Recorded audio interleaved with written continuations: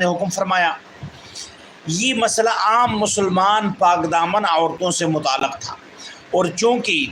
سنہ 6 ہجری میں بعض منافقین نے ام المومنین حضرت عائشہ صدیقہ رضی اللہ تعالی عنہا پر ایسے تہمت گڑی کہ اس تقلیداً یعنی اس تہمت میں بعض مسلمان بھی اس کا تذکرہ کرنے لگے تھے۔ یہ معاملہ عام مسلمان پاک دامن عورتوں کے معاملے سے کہیں زیادہ اشد تھا،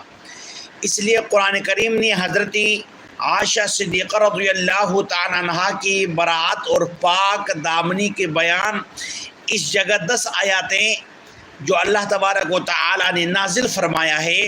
سیدنا عائشہ صدیقہ رضی اللہ تعالی عنہا کی براءت میں اور آپ کے پاک دامنی میں اللہ نے اپنا کلام اپنے نبی